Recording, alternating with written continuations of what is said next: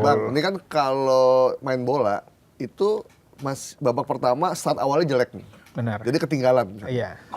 Terus ada babak kedua. Ada babak kedua. Ada perubahan formasi. Lu nggak boleh begini ya, lu nggak boleh. Iya, Nah, iya. ini kan nih start awalnya udah salah nih pemerintah nih. Blunder ngomongnya segala macam. Iya. Kemungkinan nggak ada babak kedua berikutnya. Jadi sekarang apa aja salah memang. Tapi itu normal. Lagi-lagi ini perilaku ini orang lagi Dalam semua. psikologi hal yang normal ya. Kita tadi kan banyak sekarang rame tentang banyak psikolog yang curhat bahwa sekarang banyak klien mereka yang datang itu stres karena mikirin negara. Itu benar, Bang? Iya, fakta. Teman saya juga ada Itu kan juga sempat viral ya. Iya, Ada psikolog yang menerima pasien, ada orang yang konsultasi, stres mikirin negara. Itu memang fakta. Karena dalam teori psikologi politik, salah satu sumber stres di masyarakat itu adalah politik. Kebijakan politik. Perilaku elit. Itu sumber stres. Ya, karena kan mereka punya kemanusiaan, apalagi yang kampung halamannya misalnya kan. Ya. Wah, apalagi yang mereka pernah tinggal di sana, punya keluarga di sana, hilang. Berhari-hari putus kontak. Nggak bisa berkomunikasi. Kemana lagi dia mau marah? Pasti dia marah ke pemerintah gitu loh. Dan itu jangan dianggap membenci pemerintah. Itu memang dalam teori psikologi krisis, setiap orang tuh punya siklus untuk menerima keadaan. Yang pertama denial. Nggak mungkin ini terjadi. Ya, denial, ya, reluctant dia. Yang kedua, dia mulai bergening gitu loh. Oke lah, bencana, tapi kalau bisa hidup nih, jangan sampai meninggal. Nanti ada fase-fase di mana mereka nanti marah, angry ya kan, marah. Siapa? Disalahin aja semuanya tuh. Si Anu salah, Menteri salah, Apalagi Presiden ngelihat salah. beritanya lambat gitu ya. Iya, sampai mereka menerima. Nah, untuk mempercepat proses itu perlu psikolog, perlu konselor, perlu orang-orang pekerja sosial untuk bisa mendengarkan mereka. Jadi kan kemarahan netizen sama seperti kemarahan para penyintas bencana di pengungsian. Mau kemana lagi mereka cerita kalau bukan orang yang di depan mereka gitu lah.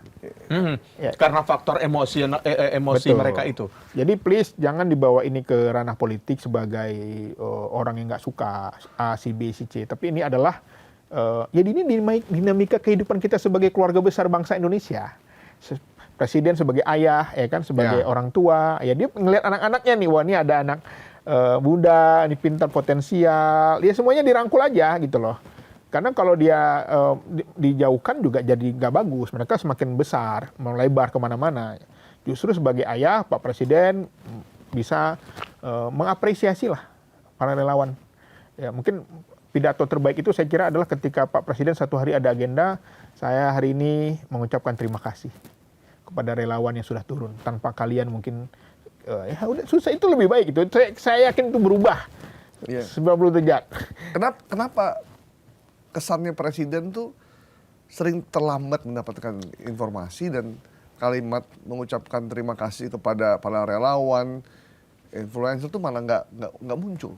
Ya, ini saya kira tim presiden perlu kita kasih masukan nih.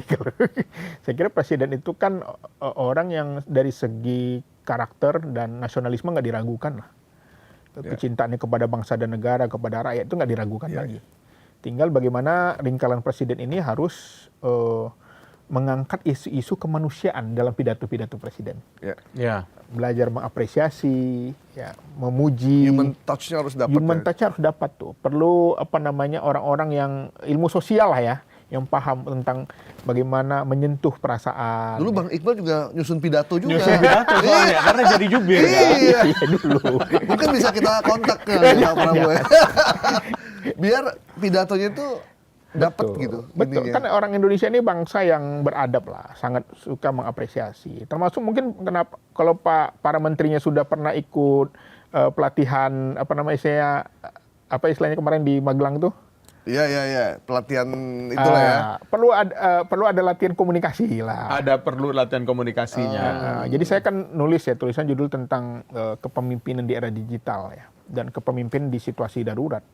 Memang pemimpin itu sekarang harus megang HP, nggak bisa. Memang ada pemimpin yang tidak megang HP, Bang? Bisa jadi, patut diduga. Dia bertanya tuh.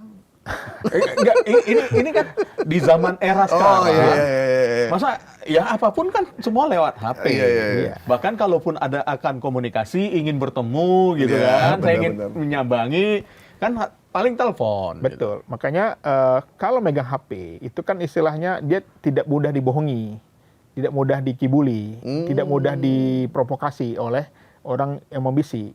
Tapi dia bisa lihat langsung kan, ini kok di sini rame nih, viral nih gitu kan. Jadi artinya begitu ada laporan, oh semuanya baik semua Pak. Iya. Semua sudah berjalan, infrastruktur sudah kita perbaiki, Tor monitor, lampu Pak, semua. lampu sudah nyala Iya. semua, tor monitor semua.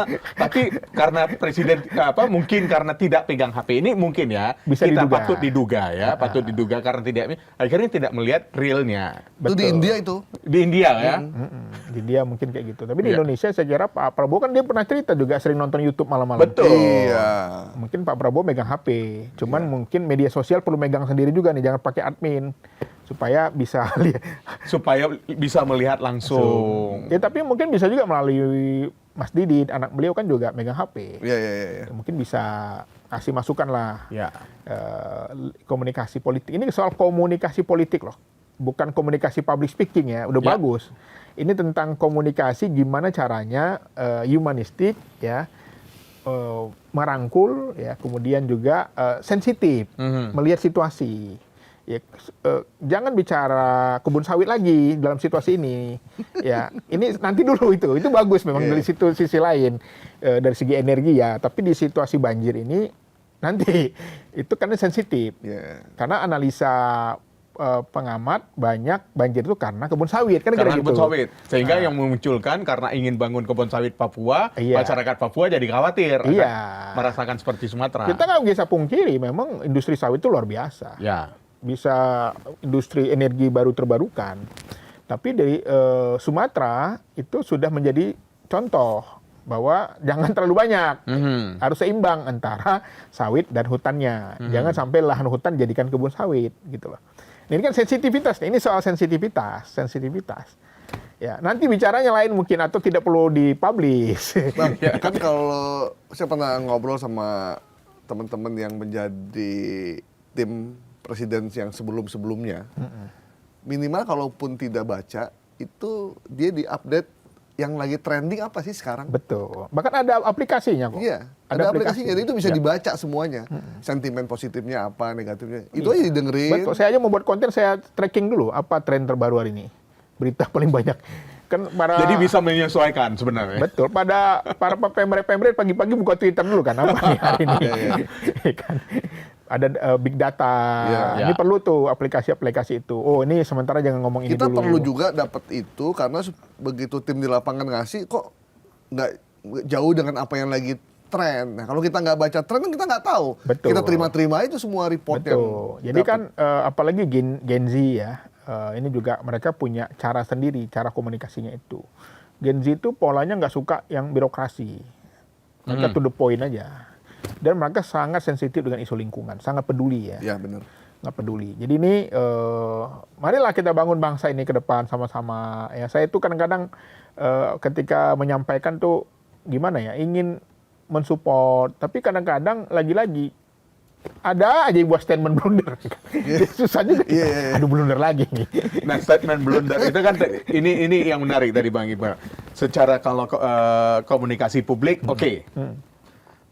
Banyaklah pejabat itu sudah matang lah dalam hal komunikasi publik. Tapi di dalam komunikasi politik masih banyak perlu perbaikan. Betul. Nah, ada yang mengatakan bencana yang terjadi di Sumatera ini, trauma psikologis yang dialami oleh para korban itu lebih berat ketimbang bencana-bencana yang lain. Bahkan Termasuk membandingkan tsunami. dengan tsunami. Betul. Apakah karena komunikasi politik yang buruk ini berdampak kepada trauma psikologis? Atau Bang Iqbal kan di lapangan nih, Iya. lihatnya kayak apa? Ya. Ya memang kalau trauma psikologis itu kan memang mereka nggak baca media sosial. Orang yang di lapangan itu. Cuma mereka merasakan siapa yang datang duluan. Itu yang mereka ingat. Siapa yang datang duluan. Kayak di Langkat itu, ibu-ibu cerita, Pak, saya 3 hari di atap rumah. Baru datang Basarnas, baru datang BNPB 3 hari itu. Ya. Nah, ternyata kapalnya bocor, nggak bisa nyelamatin. Ternyata peralatan nggak siap. Nah ini kan juga masukan nih bagi teman-teman Basarnas, BNPB ya.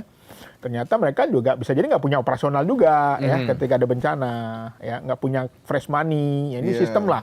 Saya menduga ini sistem pemerintahan kita yang susah nih. Ketika ada bencana ngajuin laporan dulu, oke, dana cair, kapal rusak perbaiki dulu perahunya. Sementara relawan langsung bawa perahu jebret. Ya, itu makanya stigma image lamban itu harus dirubah. Kan lamban itu stigma, image. Kenapa ada yang cepat, ada yang lambat dibilang semuanya lambat kan gitu? Karena citra kan, tampilan gitu. Di Sumbar cepat mungkin, di Sumut dan Aceh mungkin agak lambat. Kalau saya melihatnya begitu. Kenapa? Karena aksesnya putus. Jadi masyarakat melihat lambat gitu loh. Karena ya mau gimana mau cepat orang nggak bisa masuk kan gitu. Komunikasi juga nggak bisa kan? Iya. Jadi ketika akses putus dikatakan lambat, ya normal, itu statement normal, nggak usah apa kali kata orang manajer. Itu normal, ini normal ya namanya kita akses putus hujan lebat, gimana helikopter motor berjalan gitu kan beresiko. Gitu. Cuman tadi lagi-lagi saya melihat ini semua masih bisa diperbaiki. Tadi kayak pertandingan bola ini udah ketinggalan nih. Udah ketinggalan ya. Mungkin sekarang skornya 3-1 lah ya kan. Nanti babak dua bisa nggak untuk setidaknya? Ini kan fase pemulihan. Pasca tanggap darurat sudah selesai. Fase beberapa titik sudah selesai. Sudah selesai, betul. Nah, ini pemerintah sudah mulai bagus nih saya lihat bangun perumahan cepat. Ya. Jembatan Pembelian sementara, rumah hunian sementara ya. Sudah banyak pengusaha-pengusaha juga kerja sama pemerintah. Semoga tidak ada pemain yang blunder sehingga bunuh diri. Betul, jangan ada yang blunder lagi. Jadi bila perlu semua diinstruksikan Pak Presiden, semuanya satu komando. Tunjuk jubir satu, ya kan? Oke, jubir khusus bencana. Benar-benar. Karena bencana ini sensitif, ya. Jadi jangan terlalu sensitif juga gitu loh. Semua orang jadi sensitif ini, karena ini masalah sensitif gitu loh. Jadi sehingga merespon pun jangan juga dengan narasi yang sensitif juga. Betul. Kayak Pak Kasat bilang kan ini kami udah kerja, ya kan? Kenapa tidak diapresiasi? Ya memang harusnya humasnya juga harus bekerja juga gitu loh, bawa tim humas juga gitu. Supaya... Tapi hampir semua relawan yang pernah kita wawancara di sini itu mengakui kok bahwa TNI, Polri ada di lapangan dan banyak jumlahnya. Ada. Bantuan ada berlimpah. juga. Pemerintah hadir, cuma jawaban mereka cuma tidak ada leadership di sana. Iya, atau gini juga, saya mengikuti media sosial, melihat media sosial pemerintahan ya, baik TNI, Polri, ya kan. Saya lihat konten itu nggak naik view-nya. Gitu. Ternyata saya lihat dari segi editornya itu lemah. Tidak ada hook. Jadi kalau medsos itu beda dia. Iya, betul. Nggak ada hook. Ya kan. Kemudian diawali Assalamualaikum hari ini. Pidato dulu. Itu langsung di skip orang.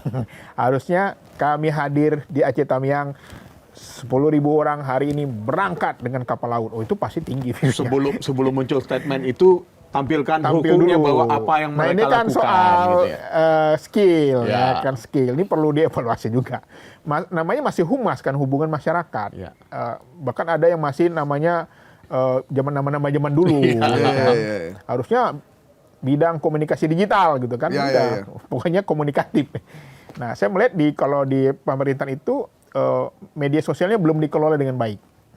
Tidak update, tidak konsisten kontennya, terus belum mengetahui ilmu algoritma, terus alatnya buruk, ya kan. Jadi banyak masalah lah di humas kita ini, humas pemerintahan. Bang, ini kita kembali ke pengungsi ya Bang Ika ya? Pengungsi. Nah kalau Bang Iqbal lihat ketika di sana, seberapa kuat sih pengungsi menghadapi situasi yang seperti sekarang dan apa yang harus dilakukan oleh pemerintah gitu selain ngasih bantuan segala macam. Ya sekarang saya lihat kalau sudah hampir 1 bulan memang pasti kesehatan yang paling memprihatinkan yang harus diperhatikan ya. Karena saya datang kemarin ke rumah sakit Langsa itu banyak menampung korban dari Tamiang kan. 80% alatnya rusak. Dia bilang ya memang kami sudah sering Zoom sama Pak Menteri, cuman bantuan belum datang juga katanya, baru genset ya kan mereka butuhnya banyak. Saya tadi menduga ini masalah fresh money-nya nggak ada ini. Masalahnya itu. Mungkin instruksi udah ada dari Pak Presiden jalan, dari Pak Menteri jalan, di keuangan kan. Ini susah. Untuk memberikan alat-alat Iya kan kesehatan yang pemerintah baru. perlu pengadaan dulu. Nanti masalah korupsi lagi kan kalau nggak ada pengadaan. Tiba-tiba penunjukan langsung. Nah itu yang saya harganya kira miliaran. Saya kira itu yang menjadi sumber kenapa dianggap lambat tadi. Karena birokrasi kan kita tahu dan aparatur kan nggak mau juga nanti setelah Setelah bencana. bencana kelar, situasi normal. Iya jadi dipanggil masalah. kejaksaan. Kayak COVID kan banyak juga yang ditangkap kan. Betul. Nah ini juga jadi memang lambat itu juga bukan karena pemerintahnya, bisa jadi sistemnya. Ya ini pemerintahan kan. Kita kalau ngadain misalnya miliaran nggak mungkin PL, harus ada tender itu kan situasi bencana tender Iya, lagi. bisa 6 Nggak bulan. mungkin. Ya susah. Nah, makanya mungkin pola pemerintahan itu di situasi darurat tuh harus ada peraturan pemerintah yang melindungi lah para aparatur sehingga aparatur juga berani bekerja kan. Itu jadi Oh, iya. itu penting.